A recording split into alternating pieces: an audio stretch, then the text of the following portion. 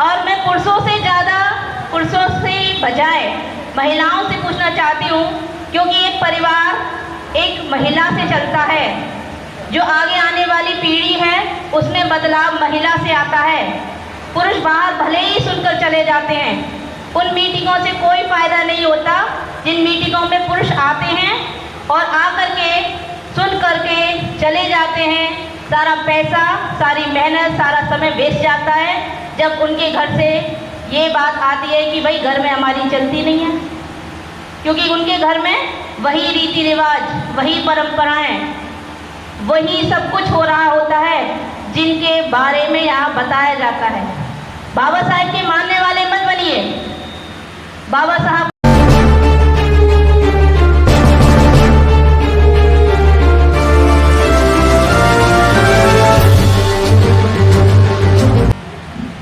बहुत बहुत साधुवाद सर जी का।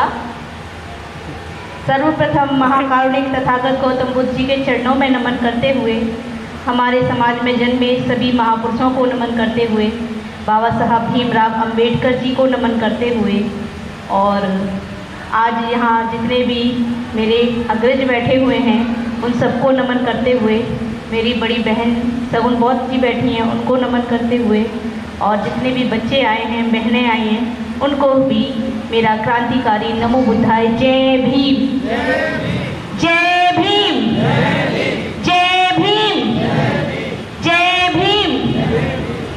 बहुत बहुत साधुवाद।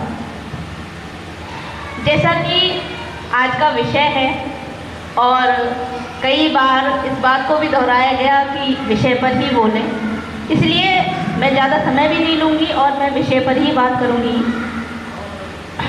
जैसा कि विषय है शासक और शोषित, तो शोषित तो यहाँ सब बैठे हुए हैं ही, लेकिन शोषितों को पता है कि हम क्यों शोषित हैं, पता भी है, फिर भी शोषण को सहन करने की आदत पड़ चुकी है हम लोगों को। हम लोग चाहते ही नहीं हैं उन चीज़ों में बदलाव करना। सब कुछ बाबा साहब बता करके गए, सब कुछ हमारे महापुरुष कहकर गए, लेकिन क्या आज तक हमने बाबा साहब की 22 प्रतिज्ञाओं को माना है? मैं यहाँ पर सभी से पूछना चाहती हूँ कि कितने लोग जानते हैं बाबा साहब की 22 प्रतिज्ञाओं के बारे में? जरा हाथ उठाकर बताएं। मुश्किल से 4-5 लोग, 5-6 लोग रख लीजिए। जानते हैं लेकिन मानते। और मैं पुरुषों से बजाय महिलाओं से पूछना चाहती हूँ, क्योंकि एक परिवार एक महिला से चलता है। जो आगे आने वाली पीढ़ी है उसमें बदलाव महिला से आता है। पुरुष बाहर भले ही सुनकर चले जाते हैं, उन मीटिंगों से कोई फायदा नहीं होता जिन मीटिंगों में पुरुष आते हैं और आकर के सुन करके चले जाते हैं। सारा पैसा, सारी मेहनत, सारा समय वेस्ट जाता है जब उनके घर से ये बात आती है कि भाई घर में हमारी चलती नहीं है, क्योंकि उनके घर में वही रीति रिवाज, वही परंपराएं, वही सब कुछ हो रहा होता है जिनके बारे में यहाँ बताया जाता है। बाबा साहब के मानने वाले मत बनिए, बाबा साहब के अनुयायी बनिए। बाबा साहब के अनुयायी यानी बाबा साहब के विचारों पर चलने वाले। जब आप बाबा साहब को मानने वाले बनते हैं तो क्या करते हैं? 14 अप्रैल पे जय भीम कर लिया, मीटिंग में आ गए, भाई बाबा साहब की मीटिंग हो रही है, चलो चलते हैं, जैसे बहुत बड़ा एहसान कर दिया। लेकिन मैं अपनी बात करूं, मैं किसी पे एहसान नहीं करती। अगर मैं किसी भी मीटिंग में जाती हूं, अपना समय, अपना पैसा लगा करके जाती हूं, तो मैं खुद पर, अपने परिवार पर, अपने बच्चों के लिए जाती हूँ, किसी दूसरे के लिए नहीं। ये हमारी जिम्मेदारी है, क्योंकि बाबा साहब ने कहा पे बैक टू सोसाइटी। आप क्या पे बैक टू सोसाइटी कर रहे हो? सुन के एहसान कर रहे हो? बाबा साहब के विचारों को जानकर एहसान कर रहे हो? बाबा साहब ने पूना पैक्ट किया रोते रोते, लेकिन आज तक हमारे समाज को नहीं पता कि पूना पैक्ट आखिर था क्या। बाबा साहेब 1932 में गोल मेज सम्मेलन में गए, द्वितीय गोलमेज सम्मेलन में उन्होंने हमारे लिए 2 वोटों का अधिकार लिया। 2 वोटों का अधिकार, 2 वोटों के अधिकार में 1 वोट से हम सामान्य जनप्रतिनिधि को चुनते और दूसरे वोट के अधिकार से हम अपने समाज के प्रतिनिधि को चुनते। लेकिन वो 2 वोटों का जो अधिकार था 24 सितंबर 1932 में ही, देखिए कितना छोटा पीरियड था, 24 सितंबर 1932 यरवदा जेल, पुणे की यरवदा जेल में जब गांधी अनशन पर बैठ गया, उस समय ऐसी स्थितियां पैदा कर दी गई कि बाबा साहेब को मजबूरन पूना पैक्ट करना पड़ा। बाबा साहेब ने रोते रोते पूना पैक्ट किया, क्योंकि समाज को भी आहत किया जा रहा था। समाज के लोगों को एक एक करके उनकी हत्याएं कर दी गई। कहने के लिए तो ये दिखाया जा रहा था कि गांधी अनशन पर बैठा हुआ है। गांधी जी अपनी जान हथेली पर रख के क्या मांग रहे थे? हमारे समाज का मान सम्मान, स्वाभिमान। और क्योंकि हमारा समाज इतना शक्तिशाली नहीं है,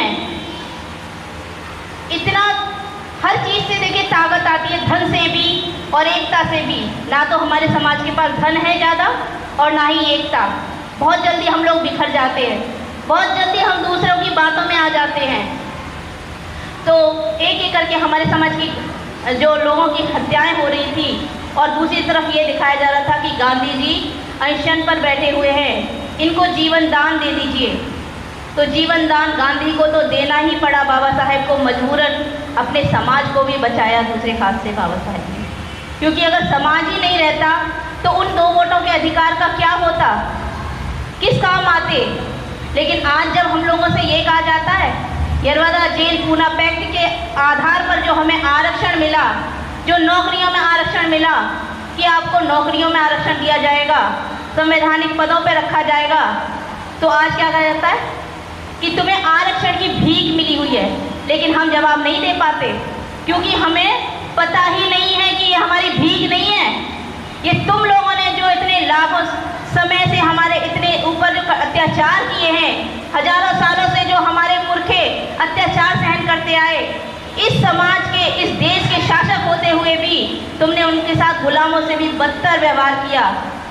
किसी भी देश का सब इतिहास उठाकर देख लीजिए, कहीं पर पानी के लिए लड़ाई नहीं लड़नी पड़ी, लेकिन बाबा साहेब ने हमारे लिए पानी की भी लड़ाई लड़ी। इस बात को क्यों नहीं करते हमारे समाज के लोग?